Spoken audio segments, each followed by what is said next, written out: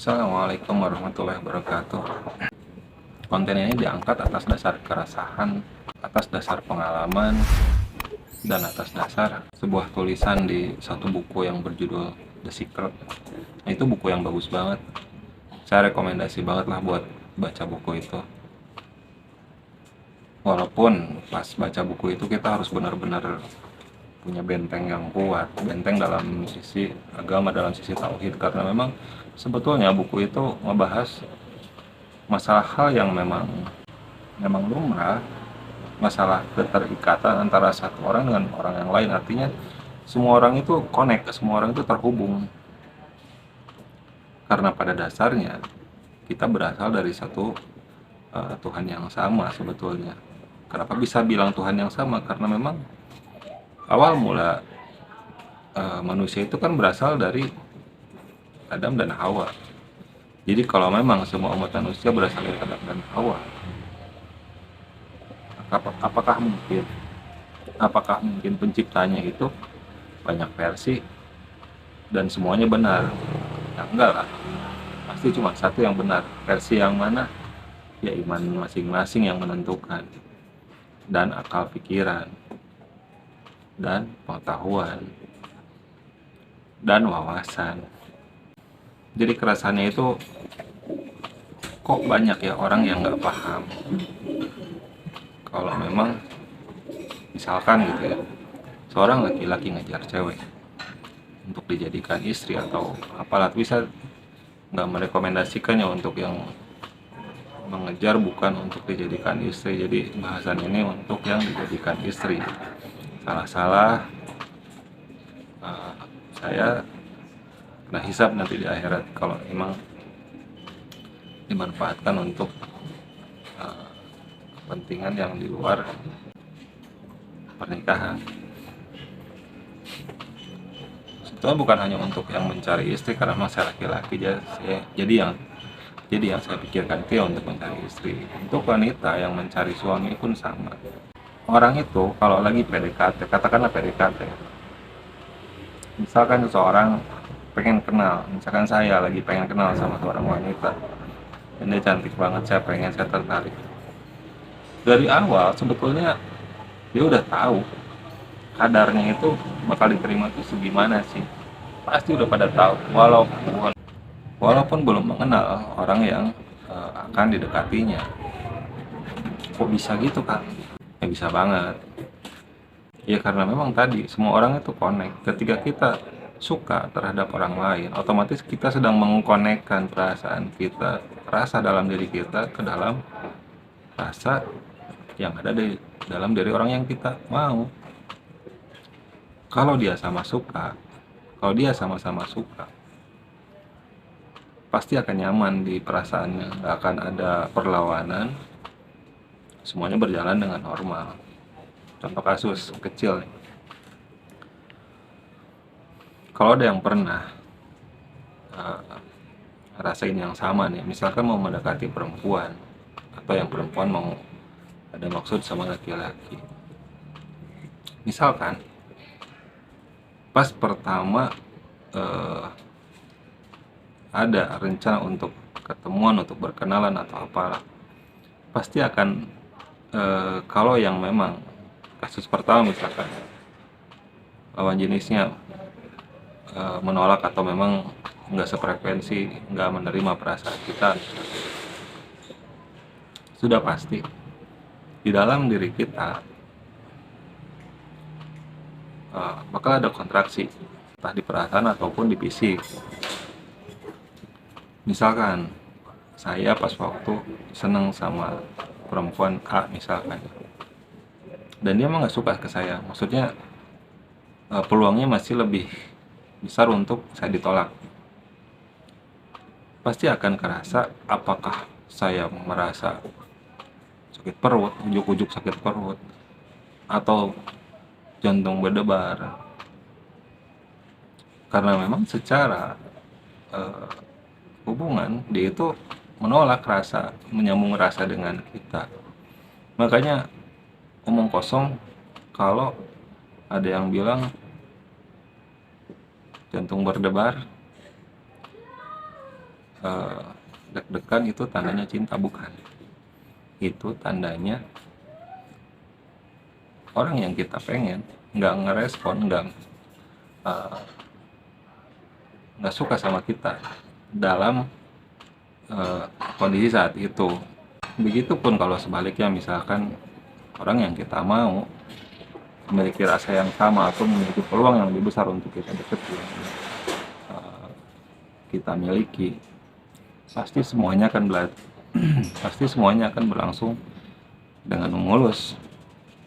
Bahkan eh, lebih cenderung itu apa ya, nggak ada beban. Iya, gampangnya nggak ada beban. Semua pasti kalau berkaca pada diri sendiri yang berpengalaman mendekati atau ada maksud untuk uh, PDKT, pasti akan menimbang dulu saya gini, oh pantesan ya saya ditolak, oh pantesan ya jalannya itu susah banget. Jadi uh, banyak hal yang bakal, nggak cuman tadi hanya salah satu contoh kasus ya, yang sakit perut, yang ada yang mual, ada yang pusing, ada yang deg-degan, serba salah. Di kasus yang lain, langkah kita seperti banyak halangan. Motornya mogok lah, atau misalkan salah naik angkot lah, apalah banyak. Karena memang fokus kita udah nggak benar. Karena kalau ini teori saya ya, penolakan rasa yang eh, kita mengirim rasa suka, otomatis dia pun merespon dengan mengirim rasa ya. Apakah rasa suka juga, atau ada di tengah-tengah, atau memang langsung secara frontal menolak. Orang kalau memang frontal secara langsung menolak, biasanya akan ada rasa di diri kita ataupun di lingkungan kita akan terasa, untuk menunjukkan sebetulnya bahwa saya nggak memiliki perasaan yang sama ataupun belum memiliki perasaan yang sama. Kalau setelahnya kita memutuskan untuk berusaha agar dia menjadi mau, itu urusan lain. Cuman seenggaknya keadaan yang sedang terjadi saat itu ya memang seperti itu, bahwa lawan jenis kita itu yang kita mau tidak memiliki rasa yang sama. Bahkan dalam pernikahan juga sama. Misalkan sudah proses PDKT, proses perkenalan, proses untuk saling memiliki sudah tercapai, berlanjut ke proses pernikahan ya sama. Itulah makanya seseorang bisa dikatakan berjodoh dan tidak berjodoh. Seseorang berjodoh itu karena kesamaan, bukan karena perbedaan. Kalau perbedaan sudah pasti, yang satu laki-laki, satu perempuan. Walaupun ada pasangan gay ataupun lesbian, itu mah anomali ya, nggak usah dihitung, nggak usah jadi pembahasan. Ya, dua orang dikatakan berjodoh itu atas dasar kesamaan. Faktanya nggak cuma di pernikahan, di pergaulan pun sama. Satu orang berteman dengan orang yang lain itu atas dasar kesamaan. Apakah kesamaan hobi, apakah kesamaan pola mindsetnya, pola pikirnya. Orang-orang yang juga katakanlah rese, orang-orang brengsek, pasti berteman dengan yang sejenis. Kalaupun dia misalkan bisa berteman dengan orang baik, orang yang tipikal berbeda dengan dia, pertanyaannya pasti akan ada salah satu yang bertepuk sebelah tangan. Artinya yang satu menganggap, oh dia sahabat saya, dia teman saya. Yang satu lagi ngerasa, enggak, saya cuma kenal sama dia. Karena memang hukumnya seperti itu. Begitupun dalam pernikahan, ketika dua orang itu masih dalam tahap kesamaan, minimal dalam hal perilaku dan agama, pasti dua orang itu bakal tetap berjalan seiringan. Saya kasih contoh. Misalkan ada satu pasangan, laki-laki perempuan sudah menikah. Mereka berada di level, taruhlah misalkan kadar keagamaan itu yang satu 40, yang satu juga akan jauh dari situ. Apakah 35 atau 45 atau sama 40, pasti nggak akan jauh dari situ. Salah satu misalkan mengalami lonjakan dalam agama, apakah menjadi lebih alim ataupun menjadi lebih bobrok. Misalkan yang laki-laki menjadi lebih alim misalkan, otomatis harus diikuti oleh perempuannya. Minimal walaupun tidak sama, minimal mengikuti jalurnya, mengikuti jalannya. Kalau nggak mengikuti jalannya, nggak mengikuti jalurnya, sudah pasti akan berpisah. Karena memang hukumnya seperti itu. Seseorang itu bersatu karena kesamaan, berpisah pun karena perbedaan. Kalau ada pertanyaan, kok itu yang beda agama juga jalan-jalan aja? Mereka punya kesamaan prinsip, kesamaan pemahaman dalam agama. Atau kecil lah, Onad sama istrinya, dia kan beda agama kan, artis Onad. Kok bisa berjalan? Ya prinsip mereka sama, bahwa agama itu nggak penting.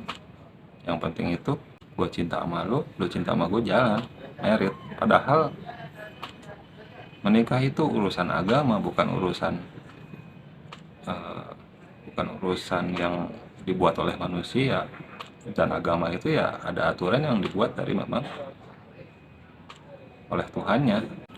Kita balik contohnya, kalau misalkan suami istri ada di kadar nilai keagamaan misalkan 60-60, tiba-tiba istrinya menjadi parah bobrok,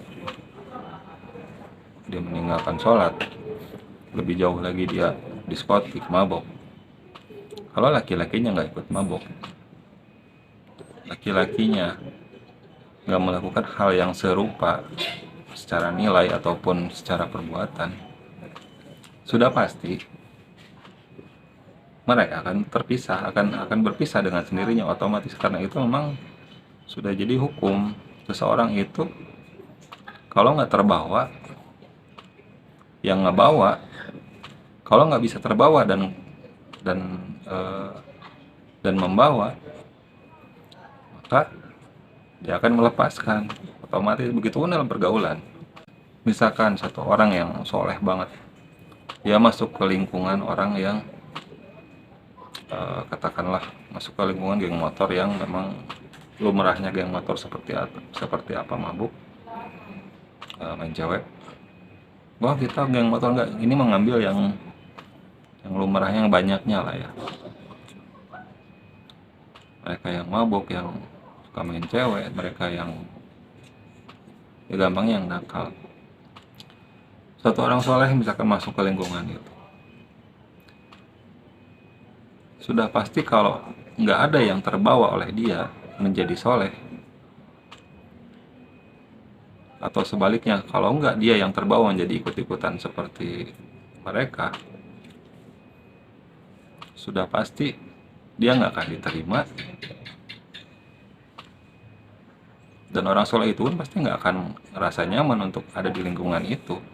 Begitupun geng motor itu nggak akan ngerasa nyaman dengan keberadaan orang soleh itu. Pasti akan dikucilkan, disingkirkan. Berbicara masalah kesamaan yang tadi awal-awal tema yang kita bahas ya, kita berasal dari satu pasangan yang sama, yaitu Adam dan Hawa. Semua manusia di bumi ini berasal dari Adam dan Hawa. Kalau mereka ada yang berasal dari kera, gak cocok buat nonton ini. Dan sudah pasti Adam dan Hawa itu berasal dari satu pencipta yang sama. Lalu pertanyaannya, pencipta yang mana yang harus yang dianggap benar? Carilah pencipta itu yang benar yang mana, dengan akal, dengan pikiran, dengan kitab yang ada. Buka mata, buka pikiran. Jangan seperti orang melihat matahari tapi merem. Mana mataharinya, padahal sudah jelas mataharinya menyinari panas. Tinggal dia melek, dia bisa silau, dia bisa ngerasa silau selain dia ngerasa panas. Begitupun ketika mencari pencipta mana yang versi yang benar. Buka mata, buka pikiran, buka kitab, agama apapun, nggak cuman Islam, mau Kristen lah, Buddha lah, Hindu lah, saya yakin akan mengarah kepada satu titik yang sama. Sekian konten kali ini. Mungkin konten berikutnya akan membahas masalah parenting, masalah orang tua, juga pengalaman-pengalaman saya, atau mungkin saya akan membawakan juga pengalaman orang lain yang menurut saya memang sangat inspiratif. Assalamualaikum.